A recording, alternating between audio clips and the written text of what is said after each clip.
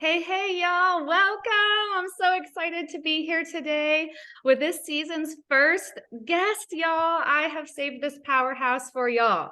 She is my mentor, my idol, my coach, my sweet, dear friend who has led me down this amazing path.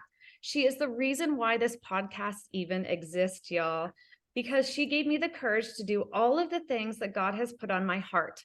So I titled this episode Limitless, y'all, because she takes all the limits away from us. She is a former nurse and fitness professional with no entrepreneurial experience turned powerhouse 7-figure leader, y'all.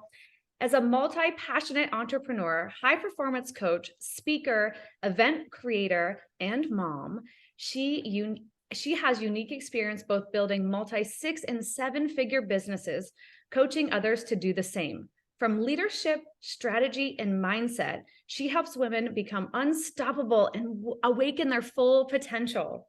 She describes herself as a definite overachiever and believer, a visionary, and a boundary pusher. And quote, she says, "If someone tells me I can't do something, I will find a way. I believe that there is so much more we are all capable of if we just are willing to dig deeper, accept and embrace our dreams, and go after them without allowing ourselves to play small and settle for excuses." As a mom of 6 children, she has built her network marketing business to 7 figures, y'all. Then expanded into coaching, speaking, running events, and other businesses while having babies, nursing babies, homeschooling, and everything in between, learning how to figure it out in the messy middle. She lives with the ultimate belief that you can have it all without losing it all. Her passion is to help others drop the shame around making a lot of money so they can give the way that they want and live the way that they want. Please help me welcome Miss Brooke Hemingway. Oh my gosh. You're so sweet. I'm like, oh my gosh. I like squirm a little bit when like people say those things or read those things because I'm like, wow, okay. That's But I'm you. happy to be here. You. I love you. I So love you yeah, too. let's just break right into it. Like the full authenticity of you owning it. You have shared that and pushed that onto me. And this is why I want you as my first guest as this season, y'all, because this woman is the woman that has changed everything for me. She's shown me, she has believed in me and pushed me to do things out of my comfort zone. She is the woman that has made me bury my comfort zone 6 feet deep, y'all. So I yes, know, right? let's hear it from you, honey. Well, I have a hard time seeing potential in people and not calling them out. And it's interesting because I'm doing some coaching right now on leadership specifically. And leadership is, well, it's not really calling people out. It's actually just calling people into what's meant for them, calling people into the truth, calling people into the light, calling people into the potential. A lot of times we're like, oh yeah, leadership is like, it's love and it's calling people out. But as I was thinking about it this morning, I was like, no, it's calling people in. And it's just really inviting them in to see what might be possible. And I love to make people curious, make them curious about their potential because I really am very curious also about what I can do. I'm curious about my potential. I'm curious about busting through my limits. I'm curious about what stops me. I'm curious about my fears. Like I'm just kind of like this person that really is just sitting here wondering like what can be done. And I try to transfer that into other people. And so I think that's why you're here is because I probably sparked something inside of you that was like, well, I'm just curious. Could I do it? And what would happen if I tried? And I think that the thing that holds most of us back, right, Erin, is that we're so afraid that we're going to mess up. We're so afraid that we're going to make a mistake. And we're so afraid that it's not going to be perfect instead of being like, cool, I'm going to make a mistake. I'm going to fail and it's not going to be perfect. It's kind of like talking about the elephant in the room. Like if you decide ahead of time, I am going to make a mistake. I am going to fail and it's not going to be perfect. There's no power that's holding you back. There's nothing that's stopping you because you're like getting ahead of the fear. That's what I call it. It's like you're getting ahead of the fear. You recognize that those things are going to happen. And so if you get ahead of the fear doesn't have to stop you. It doesn't have to hold you back. And so that's, in a nutshell, that's kind of me. But I wasn't always this way. Like, I think that people think like, oh yeah, Brooke, like she's just unstoppable. She's just limitless. And I'm like, well, that's not always how I was, you guys. Right, right. Well, and that's so true. Like people ask, like, aren't you scared? I was like, yeah, I am. But I said, it's trusting in God and whoever your higher power is, right? Like trusting that I'm not gonna die. Like no matter what, people may laugh, people may shame. And I always tell people are talking about you, whether you are successful or you're sitting on the couch eating potato chips. So you know what? Let's give them something good to talk about, you know? And I said, this is what I like. I think of you every day. This is funny. I'm like, if I'm not having some sort of stress sweat every day, and I don't mean like scary stress sweat, I mean like got me so amped up and so pumped. I'm like, I wear clothes that make sure that they don't show like the Me sweat pouring too. off of me because you should feel that every day because that Yeah. means you're doing something to move the needle for whatever it is you want in your life. Well, that's actually called just like being alive. Yes. Being alive, like being fully alive means that you are feeling the full gamut of emotions. You're feeling everything. You're feeling excitement. You're feeling joy. You're feeling pain. You're feeling sorrow. You're feeling fear. You're feeling exhilaration. You're feeling all like the full gamut. And most people kind of stay in this sort of mid range where their life, they don't really feel very much, they're not like totally depressed, but they're not really ecstatic about their life. They're just here in this sort of okay zone. And I lived in the okay zone for like, I don't know, 30, I mean, until I was about 37. I said Yeah, this I was yesterday. about 36. I had someone message me and he's like, I'm yeah. just feeling like I'm finally like owning it who I am. And he was like 32, I think he said. And I laughed. I was like, good for you. I said, it took me till I was 36 to be like, I'm owning this. I'm doing Right. this in my life. Right. Exactly. Exactly. And so I didn't have a bad life. I was just kind of living in that okay zone where I wasn't fully awake. I wasn't fully turned on. I wasn't fully alive. And I don't mean like turned on, but I mean like all the lights weren't on in my house, in my heart, in my mind. Like, and so I lived a long time like that, thinking that like this is all life is. Like, I mean, I'm not really my life is good. Like, who am I to think I should have more joy? Who am I to think I should be happier? Who am I to think I should have more? Like, because I do have a good life. I have a husband that loves me. He was practicing medicine full time at the time. We just finished building our dream house in Hawaii. I mean, who does that, right? But we'd slaved away and worked away for, at that time, 18 years of marriage to create that. And yet there was a big part of me that was dead or asleep or dormant. And I think the process of really waking up and the process of dreaming bigger and learning how to dream in my late 30s and seeing that there was more available to me and more possible to me, it was like a revelation. That's the only way I can describe it. Is it was a revelation, and that revelation made me so passionate, almost like I was like, like I'm not a prophet, but like I was a prophetess on the hill being like, hey everyone, it's time to wake up. Like there's so much more in your life. There's so much more you can do. Like you can be a mom and you can be a millionaire. You can be an entrepreneur and you can have an incredible marriage. Like you can do this and that. And it felt like a revelation to me. And I became that person that like could not stop talking about taking care of yourself, going after your dreams, listening to your heart, never stopping, falling and getting back up, like being a fighter. There's a song called The Fighter that I absolutely love that literally talks about being knocked down and getting back up and not stop until the fat lady sings. And Right. it's like, that's what happened to me is I was asleep for a really long time and it wasn't horrible. And for most of you listening, like, it's not that it's horrible. It's okay. It's a comfortable place, but it's also a complacent place. And complacency is the absence of progress. Mm-hmm. And you're created to progress. This is one of my beliefs is that we're created to progress. We're created to learn. We're created to grow. We can't take with us out of this life things What we can take with us is how we've grown, how we've progressed, how we've deepened in our understanding, the knowledge we have, the impact we've left. Like those are the things that we get to take with us. My comfortable life in Hawaii in a beautiful house, that wasn't going to go with me. And so I really feel this mission and this calling and this sort of personal revelation to keep waking people up. Yeah. And you do.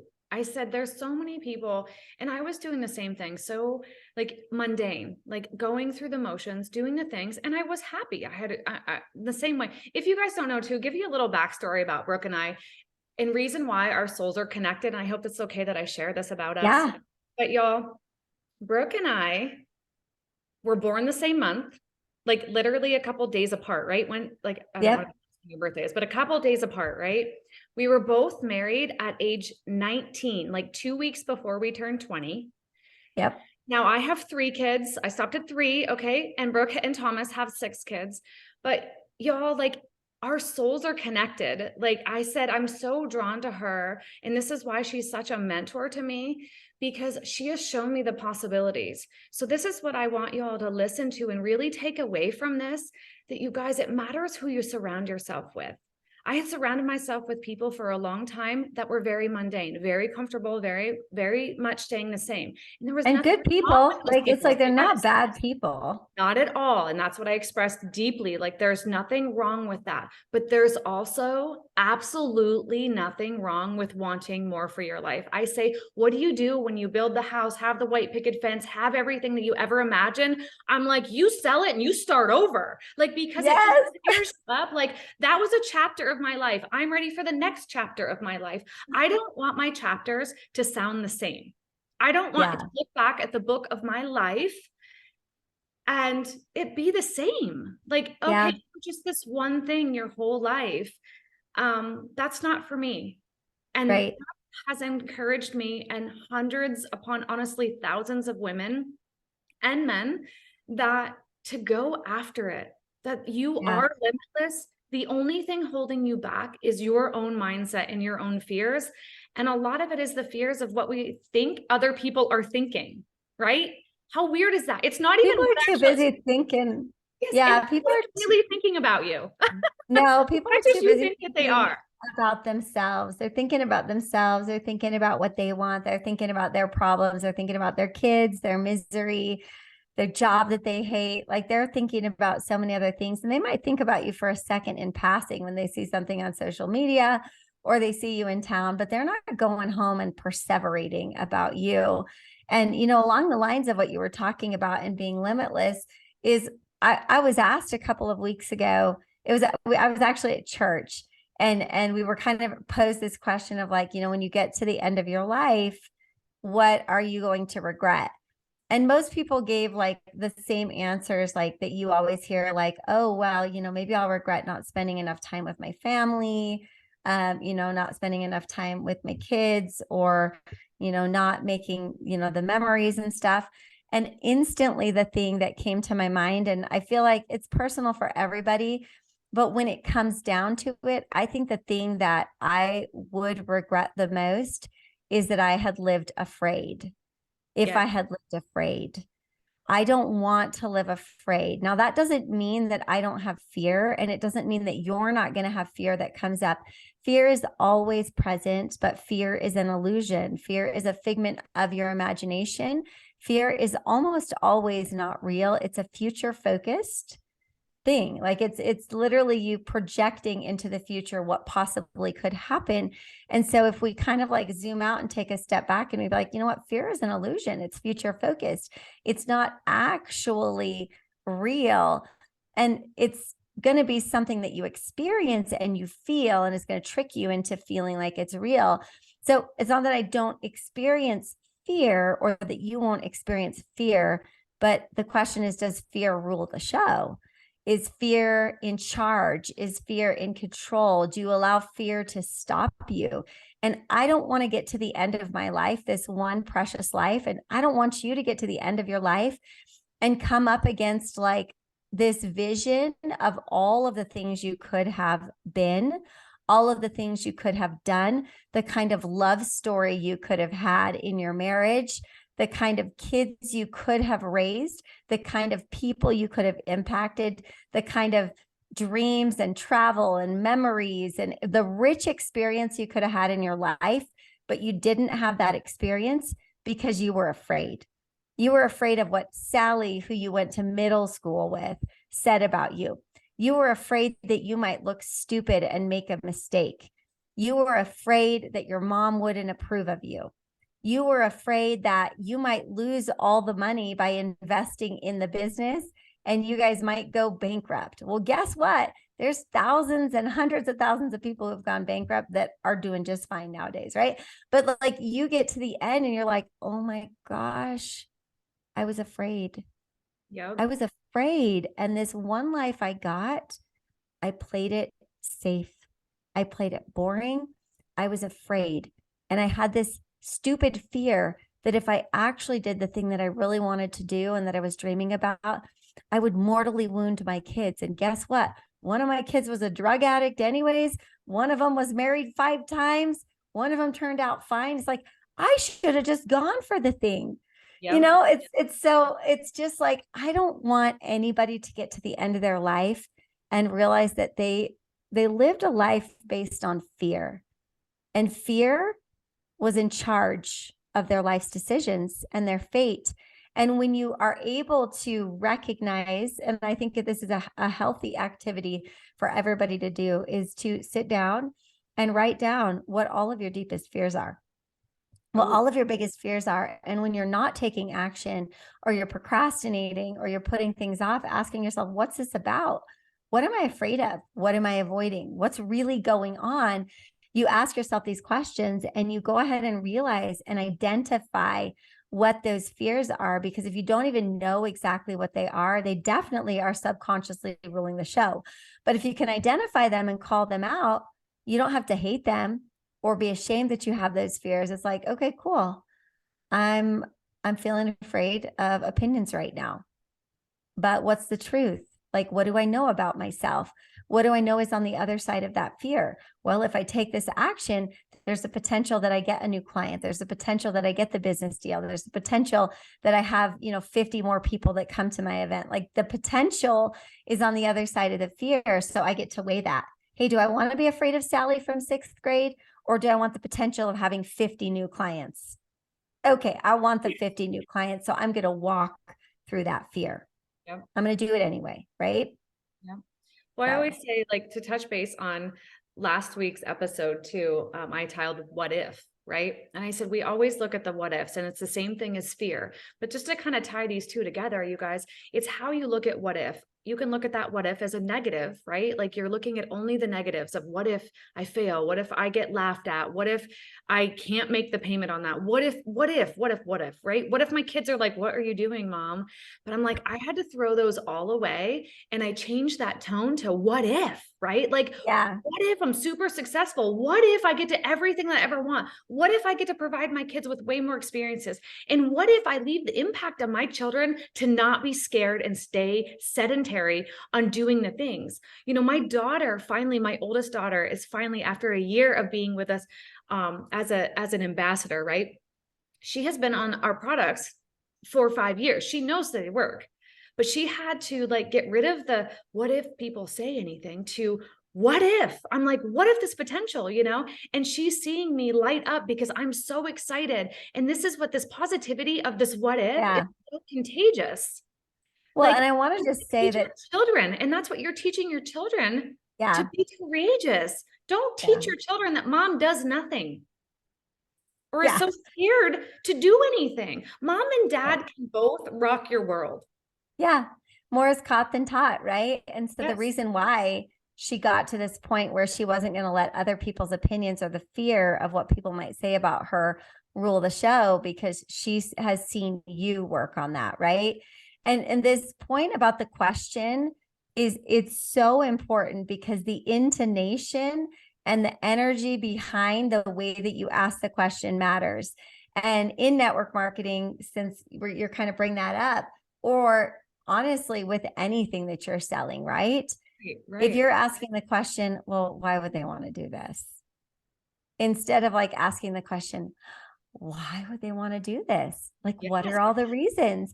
And so many people sit over here and they're like, "Oh, why would they want to do this? Like, it's a dirty thing. Like, it's something like they wouldn't want to do this." Like, that's the intonation of the question. And I'm over here like, why wouldn't they want to do this? Like, here's all the reasons why. And so it really is like just that 1 degree shift in how you're asking the question or how you're thinking about something. When you come up with a negative question, I want you to turn that negative question into a positive and change the energy behind it, because the difference is always just like 1 degree. It's like I tweak the way that I think just a little bit, and that way that I think and the way that I ask questions and the way that I change it to like the what if instead of what if, right? The way that we do that, Erin and myself and any other high performer, that's the difference between us being unstoppable and us being limitless. Is like, yeah, you put us up against an objection and we can think of 100 ways to Sunday to overcome that objection. You put us in front of a challenge, and instead of being like, see, I knew it would happen, you're like, see, I knew there was going to be resistance. That absolutely means I'm on the right path. So let's keep going, like That's it's just that little shift in your perspective that is everything. Perspective drives performance. Trent Sheldon says that perspective drives performance. Your perspective or your perspectacles that you put on, that is everything to your success. And you can see it half empty. You can see it half full. You're the only person that gets to choose what perspective or what set of lens you're going to see a setback or a situation or a circumstance from. So always check your perspective and like, hey, how am I looking at this? Am I automatically putting the negative intonation, or am I putting a positive spin on this? Like, where's the blessing in this? Where's the benefit? How is this working for me? That is something you have to train your brain to do, right? Because I didn't used to do this. I right. was a glass half empty person.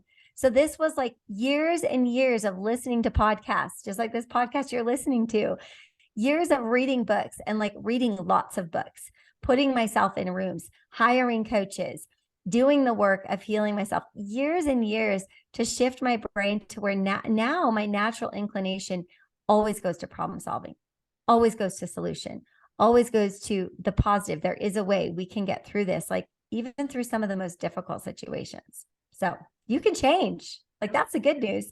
You can change. If I can change, you can change.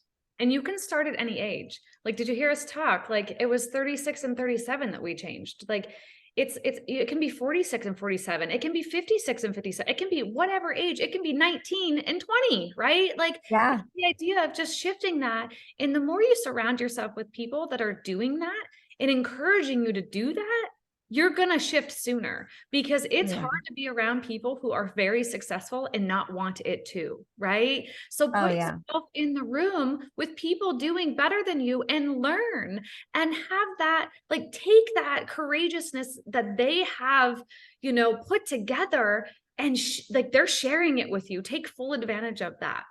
Yeah. And take action And that's immediately.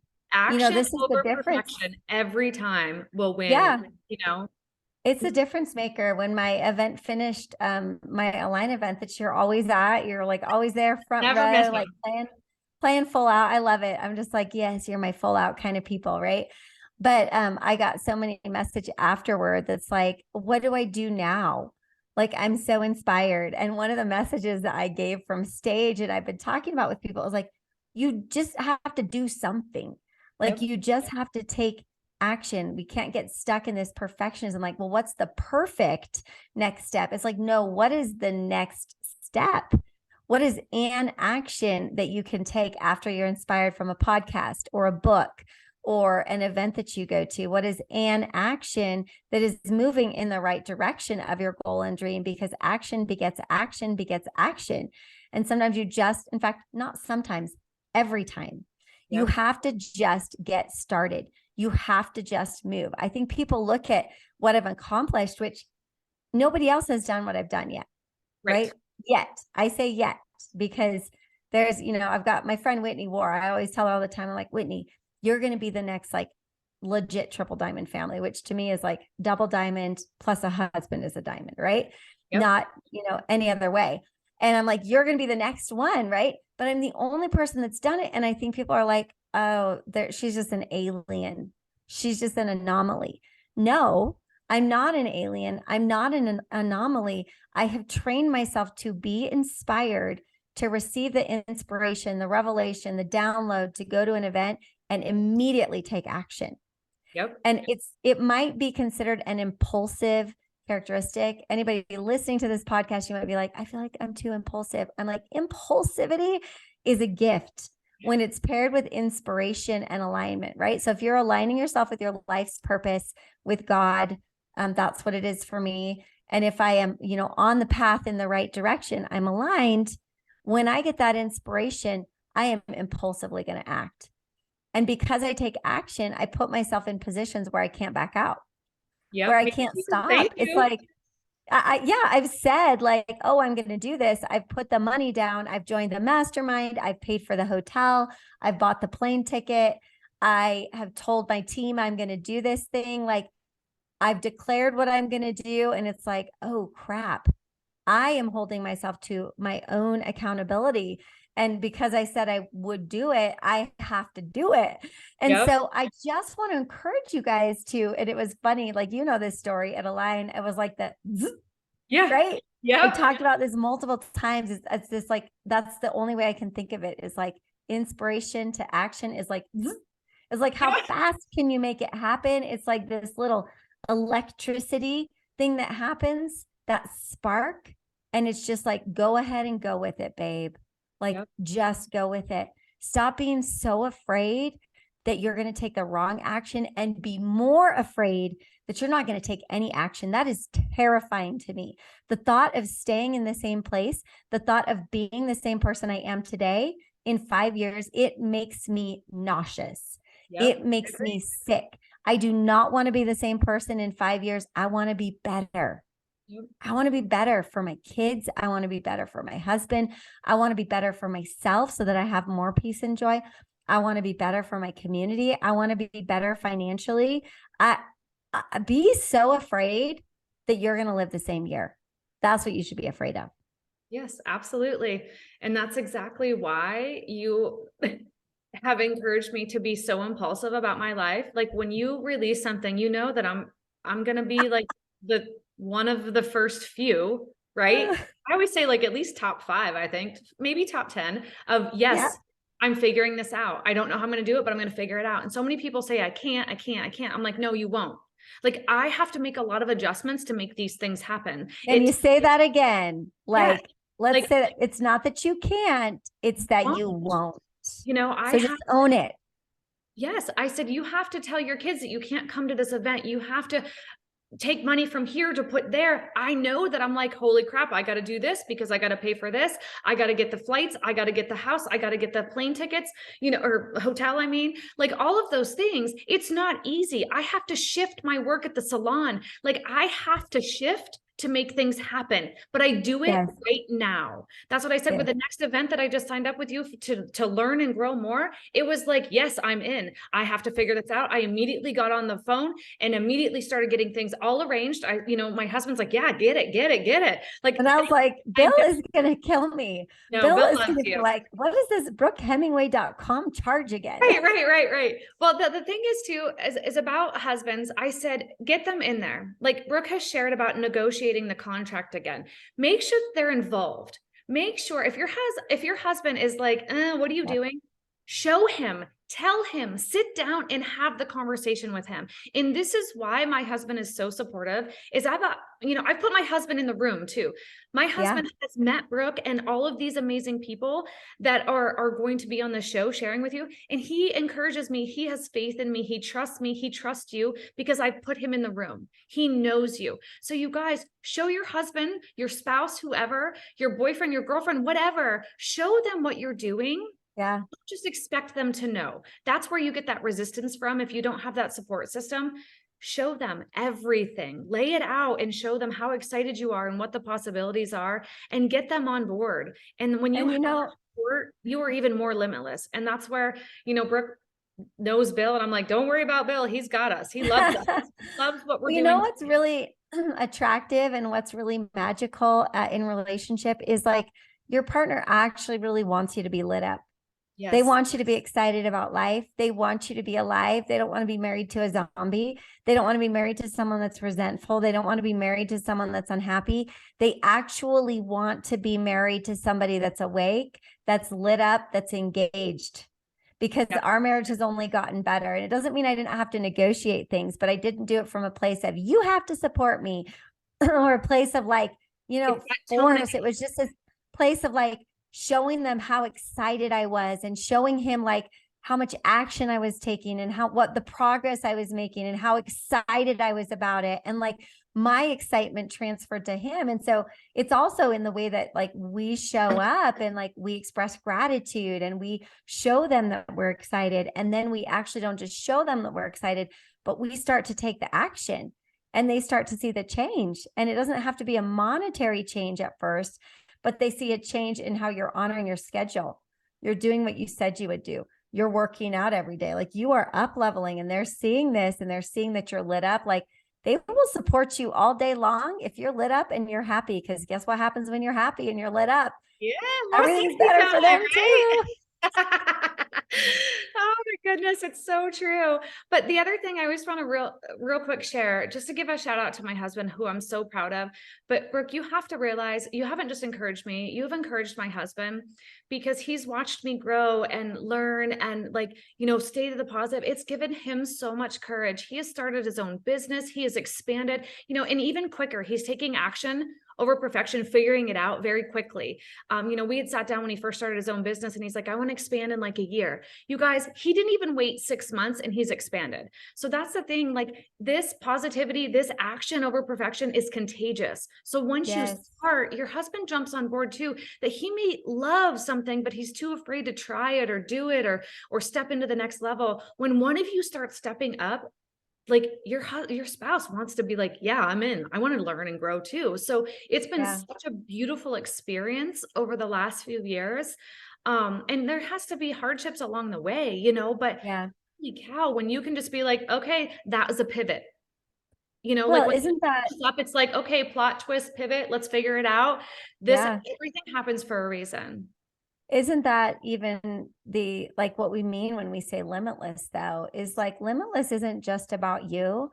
Limitless is about the ripple effect. Limitless is about how many people can I impact, starting with the people in your home, starting with your partner, starting with your kids. Like to be limitless has to expand outside of you. And you are not a limitless person if you're only in it for yourself or successful for yourself.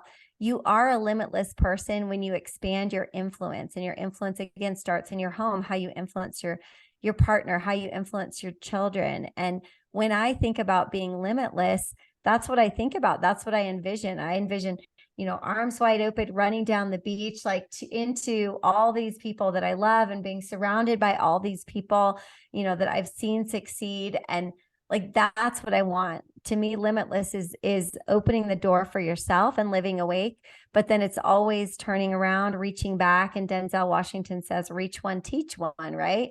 It's like turning around and helping somebody else wake up, helping somebody else come down a path of entrepreneurship, helping somebody else come down a path of healing or growth or fixing their marriage or whatever it is. And so I just want you guys to know, those of you that are listening, what a big impact you have and how much it actually matters that you show up and that you overcome your fears and that you try, as imperfectly as you may, you try to do the thing that you set out to do. And even if it takes you 5 years or 8 years or 10 years or 15 years, the effort of trying to do that thing is the thing that's helping you to become the person that you were supposed to become. So stop being so impatient if the bank account doesn't match what you're doing yet. Focus on who you are becoming and the rich blessings and the benefits that are coming from that, because you are indeed rich when you are becoming and you are changing and you are getting better. And maybe it's not your own wealth that's coming yet, but maybe it's like, oh, Bill's business, and Bill's business is expanding. And like, you're going up, he's going up. Then you go up, then he goes up. Like, that's been the dance of our marriage, is like, Thomas was up, then I was up. Now I'm pulling him up, right? And I feel like he's about to get on a rocket ship. And then I'm like, okay, I'm going to get on another rocket ship. And we're just like lifting each other up. We're lifting our kids up in the process. We're lifting up other people in the process. That to me is limitless. Yes, exactly. Well, honey, we could talk for hours and hours and hours on here. We should just have our own talk show, right? Because it's just that incredible. She has so much knowledge, you guys. Oh my goodness. So 2 things. First, I always leave my audience with a dare. So I want you to dare the audience to take action, to do something right now. What is that dare? I want to dare you to declare to somebody that you've never told, somebody that's close to you, inner circle, not just on social media. Social media declarations are cheap, right? We all do them. And we don't actually declare the real thing that we want. But I want you to find someone in your inner circle and declare to them what you really want, like what you really, really, really want to create, so that it stops just staying in your head and your heart, and you've put it out there. And now there's some accountability because somebody else knows.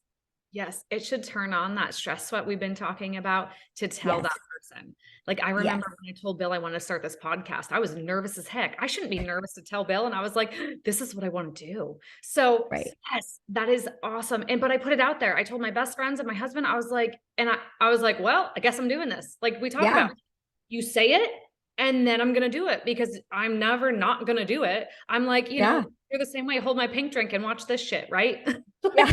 Let's do the big things. All right, lady. So one other thing too, tell us where we can support you, where they can find you, what the audience wants to connect with you. Like, how can they find you? Well, Instagram is probably the best, at Hemingway Half Dozen. Of course, I've had my Facebook family for a lot of years. Website's brookehemingway.com. But one of the things I have coming up that I'm excited about, I really, really want to build community, because I believe that when you're in community and in good community, you feel more powerful.